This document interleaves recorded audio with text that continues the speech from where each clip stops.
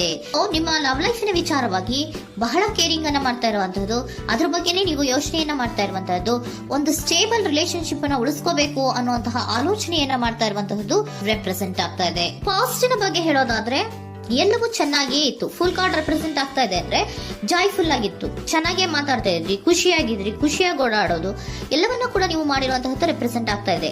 ಆದ್ರೆ ನೀವು ಯಾವಾಗ ಸೀರಿಯಸ್ ಆಗಿ ಕಮಿಟ್ಮೆಂಟ್ ಅನ್ನ ಕೇಳೋದಕ್ಕೆ ಶುರು ಮಾಡ್ತಿರೋ, ಅಥವಾ ನೀವ್ ಯಾವಾಗ ಸ್ವಲ್ಪ ಚೇಂಜಸ್ ಗಳನ್ನ ಮಾಡ್ಕೋ ಅಂತ ಹೇಳೋದಕ್ಕೆ ಶುರು ಮಾಡ್ತಿರೋ, ಅಥವಾ ನೀವು ಸ್ಪಷ್ಟವಾಗಿ ನಿಮ್ಮ ಲವ್ ಲೈಫಿನ ವಿಚಾರವಾಗಿ ಹೀಗೆ ಇರ್ಬೇಕು ಅಂತ ಯಾವಾಗ ಒಂದು ಗಡಿಗಳನ್ನ ಹಾಕೋಕೆ ಶುರು ಮಾಡ್ತಿರೋ, ಆಗ ನಿಮ್ಮ ಲವ್ ಲೈಫಿನ ವಿಚಾರದಲ್ಲಿ ಫೀಲಿಂಗ್ಗಳು ಲೆಫ್ಟ್ ಔಟ್ ಆಗುವಂತ ಸಾಧ್ಯತೆಗಳು ಇದ್ದಿರುವಂತಹದ್ದು ನಿಮ್ಮ ಪಾಸ್ಟಿನಲ್ಲಿ ರೆಪ್ರೆಸೆಂಟ್ ಆಗ್ತದೆ.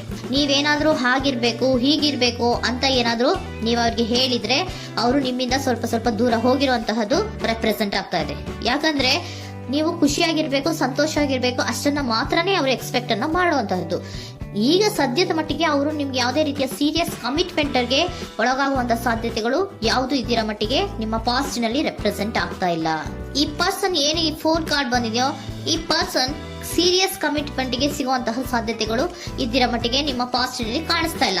ಆಗ ಅವರಿಗೆ ಫೀಲಿಂಗ್ ಲೆಫ್ಟ್ ಔಟ್ ಆಗಿರುವಂತಹದ್ದು, ಅವರು ಸ್ವಲ್ಪ ಸ್ವಲ್ಪ ಚೇಂಜ್ ಆಗಿ ನಿಮ್ಮಿಂದ ದೂರ ಹೋಗಿರುವಂತಹದ್ದು ಈ ಕಾರ್ಡಿನಲ್ಲಿ ರೆಪ್ರೆಸೆಂಟ್ ಆಗ್ತಾ ಇದೆ. ಅಟ್ ದ ಪ್ರೆಸೆಂಟ್ ನಲ್ಲಿ ನಿಮಗೆ ಬಂದಿರುವಂತಹ ಕಾರ್ಡ್ ಏನು, ವೀಲ್ ಆಫ್ ಫಾರ್ಚೂನ್. ಬದಲಾವಣೆಯ ಮಾರ್ಗವನ್ನ ನೀವು ಹಿಡಿಬೇಕು, ಅಂದ್ರೆ ಬದಲಾವಣೆ ಆಗ್ಬೇಕು. ನೀವು ಅವರು ಸೀರಿಯಸ್ ಕಮಿಟ್ಮೆಂಟ್ ಅನ್ನ ಕೇಳಿದಾಗ ಅವರು ನಿಮ್ಮಿಂದ ದೂರ ಹೋಗಿದ್ದಾರೆ ಅಂದ್ರೆ ನೀವೇನ್ ಮಾಡ್ಬೇಕು, ಅಟ್ ದ ಪ್ರೆಸೆಂಟ್ ನಲ್ಲಿ ಬದಲಾವಣೆಯ ಮಾರ್ಗವನ್ನ ಹಿಡಿಬೇಕು. ಬದಲಾವಣೆಯ ಮಾರ್ಗವನ್ನ ಮಾಡ್ಕೊಳ್ಳೋಕೆ ಹೋಗ್ತೀರಾ, ಆದ್ರೆ ನಿಮ್ ಕೈಯಲ್ಲಿ ಆಗ್ತಾ ಇಲ್ಲ. ಯಾಕಂದ್ರೆ ವೀಲ್ ಆಫ್ ಫಾರ್ಚೂನಿನ ಕ್ಲಾರಿಫಿಕೇಶನ್ ಕಾರ್ಡ್ ಬಂದಿರುವಂತಹದ್ದು ಯಾವುದು, ಡೆವಿಲ್ ಕಾರ್ಡ್ ರೆಪ್ರೆಸೆಂಟ್ ಆಗ್ತಾ ಇದೆ. ಡೆವಿಲ್ ಕಾರ್ಡ್ ಏನನ್ನ ರೆಪ್ರೆಸೆಂಟ್ ಮಾಡುತ್ತೆ, ಅಡಿಕ್ಷನ್ ಅನ್ನ ರೆಪ್ರೆಸೆಂಟ್ ಮಾಡುತ್ತೆ. ಯಾವಾಗ್ಲೂ ಅವರ ಬಗ್ಗೆನೇ ಯೋಚನೆ ಮಾಡ್ತಾ ಇರೋದು, ಅದ್ರ ಬಗ್ಗೆನೇ ಥಿಂಕ್ ಮಾಡ್ತಾ ಇರೋದು. ಸ್ವಲ್ಪ ಬದಲಾವಣೆ ಮಾಡ್ಕೊಳಕ್ ಹೋಗ್ತೀರಾ, ಮತ್ತೆ ಪುನಃ ವಾಪಸ್ ಹಿಂದಕ್ಕೆ ಬರ್ತೀರಾ, ಮತ್ತೆ ಆಲೋಚನೆಯನ್ನ ಮಾಡಕ್ಕೆ ಶುರು ಮಾಡ್ತೀರಾ. ಆ ಕಾರಣವಾಗಿಯೇ ನಿಮ್ಗೆ ನೋವುಗಳು ಆಗ್ತಾ ಇರುವಂತದ್ದು ಅಟ್ ಪ್ರೆಸೆಂಟ್ ನಲ್ಲೂ. ನೀವು ಬದಲಾವಣೆ ಆಗೋಕೆ ಹೋಗ್ತೀರಾ, ಎಲ್ಲಿ ಬದಲಾವಣೆ ಆಗ್ತಾ ಇದ್ದೀರಾ, ಎಲ್ಲಿ ಚೇಂಜಸ್ ಆಗ್ತಾ ಇದ್ದೀರಾ, ನೀವು ಆಗ್ತಾ ಇಲ್ಲ. ಯಾಕೆ ಹೇಳಿ, ನಿಮ್ಮಲ್ಲಿ ಅಡಿಕ್ಷನ್ ಗಳು ರೆಪ್ರೆಸೆಂಟ್ ಆಗ್ತಾ ಇದೆ. ತುಂಬಾ ಅಡಿಕ್ಷನ್ ಇರೋದ್ರಿಂದ, ನಿಮ್ಮ ಲವ್ ಲೈಫ್ ನ ವಿಚಾರವಾಗಿ ನೀವು ತುಂಬಾ ಅಡಿಕ್ಟ್ ಆಗಿರೋದ್ರಿಂದ ನೀವು ಯಾವುದೇ ರೀತಿಯ ಬದಲಾವಣೆಯನ್ನ ನೀವು ಮಾಡ್ಕೋತಿಲ್ಲ. ನಿಮ್ಮ ಲವ್ ಲೈಫ್ ನ ವಿಚಾರವಾಗಿ ನೀವು ಬದಲಾವಣೆಯನ್ನೇ ಮಾಡ್ಕೊತಾ ಇಲ್ಲ. ಅವ್ರು ಕಮಿಟ್ಮೆಂಟ್ ಕೊಟ್ಟಿಲ್ಲ, ಅವ್ರು ಹೋದ್ರು ಅಂದ್ಮೇಲೆ ನೀವು ಮುಂದೆ ಬರ್ಬೇಕು, ನಿಮ್ಮ ಜೀವನದಲ್ಲಿ ನೀವು ಮುಂದೆ ಬರ್ಬೇಕು. ಸೊ ನೀವು ಮುಂದೆ ಬರಕ್ ಹೋಗ್ತೀರಾ, ಆದ್ರೆ ಅಲ್ಲೇ ಸ್ಟ್ರಕ್ ಆಗ್ತಾ ಇರುವಂತಹದ್ದು ರೆಪ್ರೆಸೆಂಟ್ ಆಗ್ತಾ ಇದೆ. ನೀವ್ ಯಾವಾಗ ಅಡಿಕ್ಷನ್ ಗಳನ್ನ ಜಾಸ್ತಿ ಮಾಡ್ಕೋತಿರೋ ಅಬ್ಸೆಷನ್ ಆಗತ್ತೆ. ಯಾವಾಗ ನಿಮ್ಮಲ್ಲಿ ಅಬ್ಸೆಷನ್ ಗಳಾಗಕ್ಕೆ ಶುರು ಆಗುತ್ತೋ ಆಗ ನಿಮ್ಮ ನೋವುಗಳು ಜಾಸ್ತಿ ಆಗುತ್ತೆ. ಕಣ್ಣೀರಿಡೋದು, ನೋವನ್ನ ಪಡೋದು, ಸಂಕಟ ಪಡೋದು, ಪದೇ ಪದೇ ನೆನಪಿಸ್ಕೊಳ್ಳೋದು, ಅಳೋದು, ಆಗದೇ ಇಲ್ವೇನೋ ನನಗೆ ಅನ್ನುವಂತಹ ರೀತಿಯಲ್ಲಿ ಅಟ್ ಪ್ರೆಸೆಂಟ್ ನಲ್ಲಿ ಕೆಲವೊಬ್ರು ಇರುವಂತಹದ್ದು ರೆಪ್ರೆಸೆಂಟ್ ಆಗ್ತಾ ಇದೆ.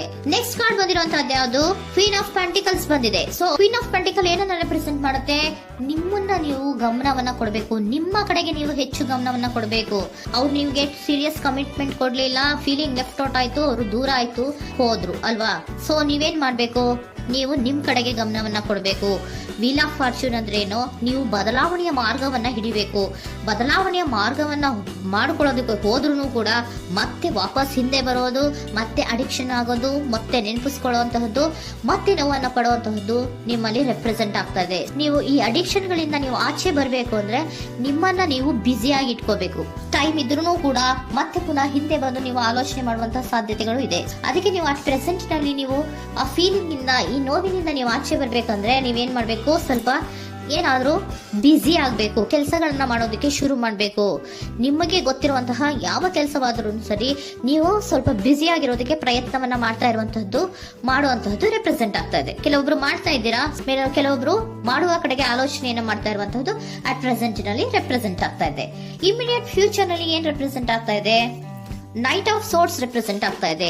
ನೀವು ಕ್ವಿಕ್ ಥಿಂಕಿಂಗ್ ಅನ್ನ ಮಾಡಿ ಏನೋ ಒಂದು ಆಕ್ಷನ್ ಅನ್ನ ತಗೋಬೇಕು ಅನ್ನೋದ ಆಲೋಚನೆಯನ್ನ ಮಾಡ್ತೀರಾ, ಬಹಳ ಫೋಕಸ್ ಅನ್ನ ಮಾಡ್ತೀರಾ ಒಂದು ವಿಚಾರವಾಗಿ, ಕ್ವಿಕ್ ಥಿಂಕಿಂಗ್ ಅನ್ನ ಮಾಡ್ಬೇಕು ಅಂತ. ಮತ್ತೆ ಪುನಃ ಏನ್ ಮಾಡ್ತೀರಾ, ನಿಮ್ಮ ಮುಂದೆ 2 ಆಪ್ಷನ್ಗಳು ಬಂದ್ಬಿಡುತ್ತೆ. ಯಾವ್ದು ಮಾಡ್ಲಿ, ಹೇಗ್ ಮಾಡ್ಲಿ, ಏನ್ ನನ್ನ ಕೈಲಿ ಆಗ್ತಾ ಇಲ್ವಲ್ಲ ಮರೆಯೋದಕ್ಕೆ, ಮುಂದೆ ಹೋಗೋಣ ಅಂತೀನಿ, ಮತ್ತೆ ಏನಿದು ಕನ್ಫ್ಯೂಷನ್ ಅಂತ ಮತ್ತೆ ಕನ್ಫ್ಯೂಷನ್ ಅಲ್ಲಿ ಇರುವಂತಹದ್ದು ಇಮಿಡಿಯೇಟ್ ಫ್ಯೂಚರ್ ನಲ್ಲಿ ರೆಪ್ರೆಸೆಂಟ್ ಆಗ್ತಾ ಇದೆ. ನೀವೇನ್ ಮಾಡ್ಬೇಕು, ಈ 2 ಆಯ್ಕೆಗಳಲ್ಲಿ ನಿಮಗೆ ಯಾವ ಆಯ್ಕೆ ಬೇಕು ಅನ್ನೋದನ್ನ ಫಸ್ಟ್ ಆಲೋಚನೆಯನ್ನ ಮಾಡಿ ನಂತರ ನಿರ್ಧಾರವನ್ನ ಮಾಡಬೇಕಾಗತ್ತೆ. ಡಿಟರ್ಮಿನೇಷನ್ ಅಂಡ್ ಡೈರೆಕ್ಷನ್, ನಿರ್ಣಯವನ್ನ ಮಾಡಿ ಅದೇ ದಾರಿಯಲ್ಲಿ ನೀವು ಮುಂದೆ ಹೋಗ್ಬೇಕು ಈ ಆಲೋಚನೆಯನ್ನ ಮಾಡಬೇಕು. ಆ ರೀತಿಯ ಆಲೋಚನೆಯನ್ನ ಮಾಡಿದ್ರೆ ಇನ್ ನಿಯರ್ ಫ್ಯೂಚರಿನಲ್ಲಿ ನೀವು ಆ ರೀತಿಯ ಆಲೋಚನೆಯನ್ನ ಮಾಡಿದ್ರೆ ನಿಮ್ಮಲ್ಲಿ ಒಂದು ಪಾಸಿಟಿವ್ ಚೇಂಜಸ್ ಗಳಾಗತ್ತೆ. ಸ್ಟಾರ್ ರೆಪ್ರೆಸೆಂಟ್ ಆಗ್ತಾ ಇದೆ, ಕೆಲವೊಂದು ರೀತಿಯ ಪಾಸಿಟಿವ್ ಚೇಂಜಸ್ ಗಳು ಆಗತ್ತೆ. ನಿಮ್ಗೆ ಏಂಜಲ್ ಗೈಡೆನ್ಸ್ ಏನ್ ಕೊಡ್ತಾರೆ ಅನ್ನೋದನ್ನ ನೋಡೋಣ. ನಾಟ್ ದ ರೈಟ್ ಟೈಮ್, ಇದು ಕರೆಕ್ಟ್ ಆಗಿರುವಂತಹ ಟೈಮ್ ಅಲ್ಲ. The situation will improve, situation ಅನ್ನೋದು ಇಂಪ್ರೂವ್ ಆಗುತ್ತೆ ಯಾವಾಗ, ಇಫ್ ಯು ಬಿಲೀವ್, ನೀವು ನಂಬಿಕೆ ಇಟ್ಟಾಗ ಮಾತ್ರ ಸಿಚುಯೇಷನ್ ಅನ್ನೋದು ಇಂಪ್ರೂವ್ ಆಗುವಂತಹದ್ದು. ಏನೀಗ ಬೇಜಾರಿನಿಂದ ಇದ್ದೀರಲ್ಲ, ಈ ನೋವು ಯಾವಾಗ್ಲೂ ಶಾಶ್ವತವಾಗಿ ಇರುವಂತಹದ್ದು ಅಲ್ಲ.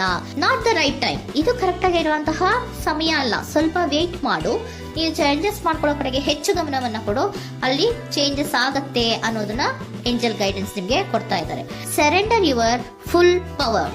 Your life is a calling for you to step into your full power rather than playing it small. ನೀವು ಧೈರ್ಯವಾಗಿ ಒಂದು ಹೆಜ್ಜೆಯನ್ನ ಮುಂದಕ್ಕೆ ಇಡಬೇಕು. ಸೊ ಮುಂದೆ ಹೋಗುವಂತಹ ಆಲೋಚನೆಯನ್ನ ಮಾಡಬೇಕು. ಪವರ್ ಇಂದ, ನಿಮ್ಮಲ್ಲಿರುವಂತಹ ಪವರ್ ಅನ್ನ ಯೂಸ್ ಮಾಡ್ಕೊಳ್ಳಿ. ಯಾಕೆ ನನ್ನಲ್ಲಿ ಏನಿಲ್ಲ, ನನ್ನ ಕೈಲಿ ಏನೂ ಆಗಲ್ಲ ಅಂತ ಯಾಕೆ ಕೂತಿದ್ದೀರಾ? ನೀವು ಏನ್ ಮಾಡ್ಬೇಕು, ಬಹಳ ಧೈರ್ಯದಿಂದ ಮುಂದಕ್ಕೆ ಹೋಗಿ ಅನ್ನೋದನ್ನ ನಿಮ್ಗೆ ಸರೆಂಡರ್ ಕಾರ್ಡ್ಗಳು